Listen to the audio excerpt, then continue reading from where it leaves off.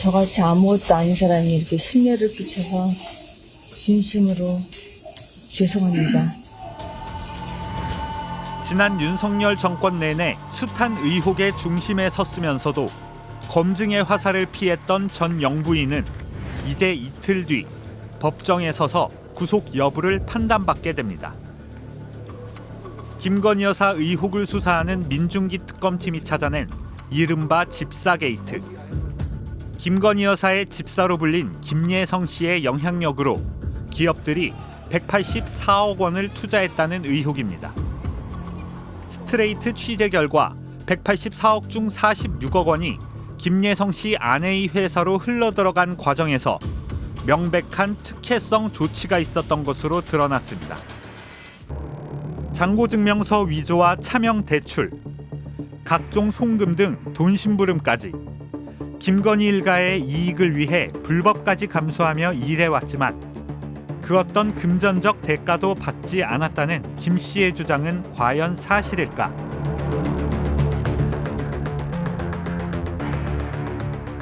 피의자 김건희 여사가 받고 있는 수많은 의혹들.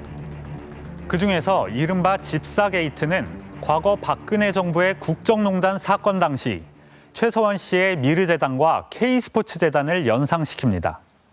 집사로 불리는 김예성 씨. 김건희 여사를 누나라고 부르며 십수년간 김건희 일가의 사업 곳곳에 등장했습니다. 김건희와 김예성, 사실상 경제 공동체로 볼 수 있을 정도로 밀접했던 두 사람의 과거 행적을 취재했습니다. 지난 2013년 9월, 세계적인 유명 오페라 아이다의 도쿄돔 공연이 추진됐습니다.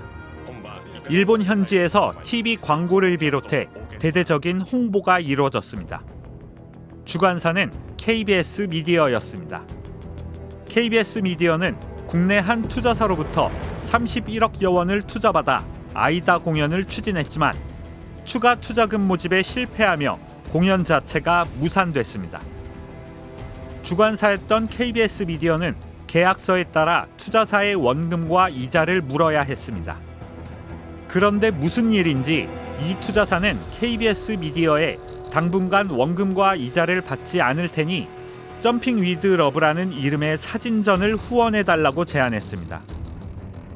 점핑 위드 러브.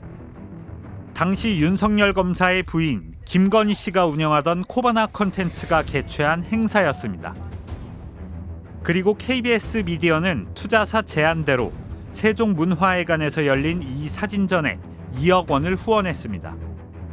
당장 투자금을 회수하는 대신 김건희 여사의 행사에 거액을 후원하도록 요청한 투자사는 로버스트 인베스트먼트. 이 회사의 대표가 바로 김예성 씨였습니다. 투자 손실을 보전받음에 있어서 KBS 미디어가 코바나 콘텐츠와 공동 공연을 갖다가 기획해달라 이런 합의를 하거든요. 그럼 왜 김예성 씨의 그 투자 회사들이 김건희 씨의 코바나 콘텐츠에게 그렇게 공연 기회를 주도록 했을까? 같은 해 김예성 씨는 김건희 여사의 모친 최은순 씨의 잔고증명서 위조 범죄에도 가담했습니다.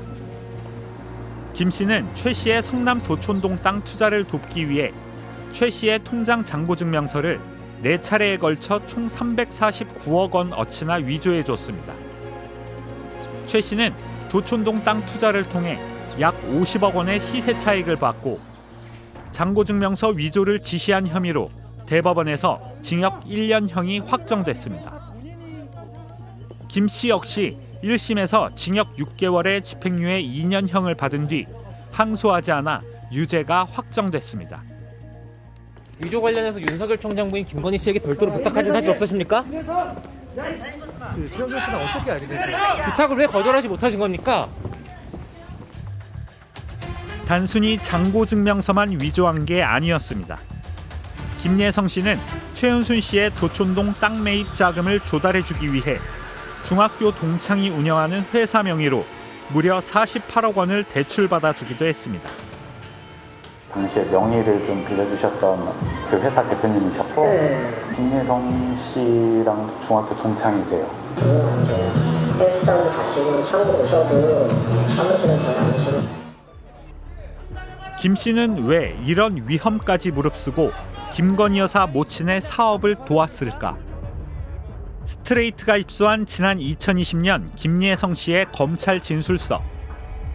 김 씨는 검찰 조사에서 김건희 여사 모친인 최은순 씨와 동업자 안모 씨가 집요하게 요청했기 때문에 잔고증명서를 위조해 줬다며 금전적 대가는 전혀 받지 않았다고 진술했습니다.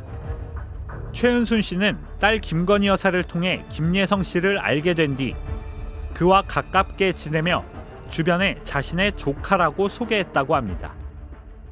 최은순 씨가 데리고 와가지고 뭐 자기 조카인데 뭐 몇천억을 융수도 할 수 있고 뭐 할 수 있고. 김예성 씨가 김건희 씨에 대해서 언급하신 걸 혹시 들어보신 적이 있는지 궁금해서요.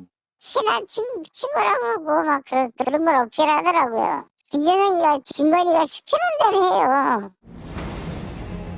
김예성 씨는 잔고증명서 위조 사건 외에 지난 2012년 무렵 최은순 씨가 요양병원 설립에 관여했을 때도 중요한 역할을 했습니다. 최 씨가 병원 건물 매입 자금을 마련할 수 있도록 대출을 받는 실무를 주도한 겁니다. 2021년 최은순 씨는 이 요양병원 운영에 관여하며 요양급여를 부정수급받았다는 혐의로 재판을 받았는데 김예성 씨는 이 재판에서 최 씨의 돈 심부름을 해줬다고 증언했습니다. 2012년에서 2013년 사이 증인은 피고인 최은순과 빈번하게 금전 거래가 있습니다. 특별히 돈을 빌리거나 빌려주거나 한 건 아니고 심부름을 한 적이 있습니다. 어떤 심부름인가요? 송금을 부탁하면 송금을 하거나 그랬던 적은 있습니다. 이 진술을 들은 판사가 어떻게 돈 심부름을 할 정도로 최 씨의 신뢰를 얻었느냐고 묻기도 했습니다. 법대를 졸업하고 투자회사에서 일했던 김예성 씨는 검찰 조사와 재판 과정에서 김건희 씨와 알게 된 계기를 이렇게 설명했습니다. 서울에 와서 고등학교, 대학교 동문들과 모임을 자주 했는데 그 모임 중 한 곳에서 김건희를 소개받았습니다. 저보다 나이가 5살 연상이고 저에게 좋은 말도 많이 해줘서 제가 멘토처럼 생각했습니다. 그러던 중 2010년 3월경 서울대 경영전문대학원에 같이 입학하여 수료하였고 그 과정에서 더욱 가까운 사이가 됐습니다. 김건희, 김예성 씨와 서울대 경영전문대학원 동기라고 밝힌 한 제보자는 스트레이트 취재진에게 김예성 씨가 김건희 여사를 누나로 불렀고 김 여사의 과제를 대신 해주기도 했을 만큼 매우 가까운 관계로 보였다고 했습니다. 김예성 씨가 김 여사에게 대학원 과정을 소개했다는 이야기도 있었다고 밝혔습니다. 잔고증명서 위조 혐의 수사와 재판 과정에서 김예성 씨는 김 여사에게 불똥이 튀는 걸 철저히 차단했습니다. 최은순 씨의 부탁을 받았을 뿐 언론에 보도되기 전까지는 잔고증명서 위조 사실을 김 여사에게 전혀 말하지 않았다고 증언한 겁니다. 또 김 여사는 물론 최은순 씨로부터 그 어떤 경제적 대가도 받지 않았다고 했습니다. 김예성 씨가 최은순 씨의 부탁만을 받고 더군다나 금융업에 종사하는 사람이 금융기관의 잔고증명서를 위조해 준다라고 생각하는 것은 그건 일반적이지 않잖아요. 김 씨는 2012년부터 3년여간 김 여사의 회사 코바나 컨텐츠 감사직을 맡았습니다. 그는 검찰 조사에서 김건희 여사의 요청으로 감사직에 이름만 걸어놨을 뿐 한 일도 없고 급여 명목으로 돈을 받은 것도 없다고 말했습니다. 김건희 여사와 그 일가의 사업을 위해 온갖 험한 일을 해줬는데도 경제적 대가는 받은 게 없다. 상식적으로 납득하기 어려운 대목입니다. 지난 2021년 윤석열 후보가 대통령 선거에 출마하자 김예성 씨는 윤 후보에게 1,000만 원을 후원해 고액 후원자 명단에 올랐고 김건희 여사를 통해 윤석열 전 대통령 취임식에도 초청받았습니다. 이렇게 김건희 일가와 사실상 한몸 같았던 김예성 씨였기 때문에 그가 밀접하게 관여한 렌터카 회사에 유명 기업들이 줄줄이 투자한 사실은 의심스러울 수밖에 없습니다. 스트레이트는 이 기업들의 투자를 김예성 씨에 대한 특혜로 볼 수밖에 없는 결정적 증거를 확보했습니다. 윤석열 정부 집권 2년 차였던 2023년 6월 김예성 씨가 설립에 관여한 중소 렌터카 업체 IMS 모빌리티에 이름만 대면 알만한 국내 유명 기업들이 사모펀드를 통해 184억 원을 투자했습니다. 고금리로 인한 경기 침체로 투자가 급격히 감소하던 때였습니다. 순자산보다 부채가 3배 많은 자본 잠식 상태였는데도 한국증권금융을 비롯해 HS효성, 신한은행, 카카오모빌리티 등 9개 기업이 자금을 넣었습니다. 스트레이트는 사모펀드를 통해 IMS 모빌리티에 30억 원을 투자한 신한은행 내부 자료와 회의록을 확보했습니다. 먼저 투자를 심의한 부서 6곳 중 4곳이 투자에 대해 우려를 표했습니다. 차입금 규모가 크고 신용 등급이 좋지 않다. 초기 매출 및 수익성이 미흡하다. 재무 리스크가 존재한다는 평가였습니다. 세부 평가에서도 수익성이 다소 미흡한 수준이라며 사업성을 C-로 평가했습니다. 가장 좋은 평가 점수를 받은 항목 중 하나는 IMS 모빌리티 대표 조모 씨에 대한 기업가로서의 평가였습니다. IMS 대표 조모 씨는 2003년부터 9년 동안 신한은행에서 근무했고 김예성 씨와 함께 신한자산운용에서 일하며 서로 친분이 두터웠습니다. 결국 투자는 승인됐습니다. 신한은행 내부적으로도 반발이 있었고 또 협의 자체가 3차례 정도 무산되는 등 사실 불가능한 그런 펀딩이었다고 보여지는데 투자였다고 보여지는데 어떤 힘에 의해서 그런 반대를 무릅쓰고 투자가 이루어졌다. 더 이해하기 어려운 건 투자금 184억 가운데 46억 원이 김예성 씨의 아내가 유일한 이사로 있는 회사로 흘러갔다는 점입니다. IMS 모빌리티의 기존 주식을 갖고 있던 개인 또는 회사는 모두 10여 곳. 그런데 184억 원을 투자받은 IMS 모빌리티는 이 10여 곳의 주주 가운데 콕 집어서 김예성 씨 아내 회사가 보유한 주식만 46억 원이나 들여서 사줬습니다. 김예성 씨 측이 앉아서 46억 원을 번 셈입니다. 김예성 씨처럼 자기가 가진 구주를 이 투자를 기화로 해서 다 팔고 나갔다라는 것은 사실은 이 사람에게만 엑시트할 기회를 준 거죠. 김예성만을 위한 특혜가 아니냐는 지적에 IMS 측은 스트레이트에 보낸 답변서에서 기존 주주들에게 먼저 주식 매각 의사를 타진했으나 다른 주주들은 할인율이 과도하다는 이유로 거절했다고 해명했습니다. 정말인지 확인해봤습니다. 2023년 3월 실제 주식 매각을 타진했다는 주주는 기업은행과 김예성 아내 회사 이렇게 2곳이었습니다. 하지만 스트레이트 취재 결과 기업은행은 IMS 모빌리티로부터 주식을 팔라는 그 어떤 제안도 받은 적 없는 것으로 드러났습니다. 기업은행은 매각 제안을 받은 적 없으니 매각 철회 의사를 밝힌 적도 없다고 알려왔습니다. 스트레이트는 또 하나의 특혜성 조치를 확인했습니다. IMS 모빌리티가 김예성 씨 아내 회사의 주식을 46억 원에 매입할 당시 IMS의 주식 가치는 2달여 전보다 10%가량 떨어진 것으로 평가됐습니다.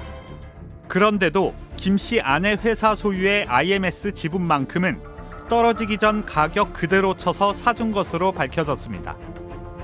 결국 처음부터 김예성 씨 측의 지분만 사주기로 했고 게다가 그것도 시세평가액보다 더 비싸게 사준 걸로 해석됩니다. 신주의 가치가 떨어졌음에도 불구하고 구주는 그 가치를 계속 유지한 채로 특혜를 주었다라는 것이 확인이 된 것이죠. 그러니까 처음부터 IBK가 소유하는 구주를 팔아줄 생각은 없었다. 즉 김예성 이노베스트 코리아만을 위한 그런 펀딩이었다.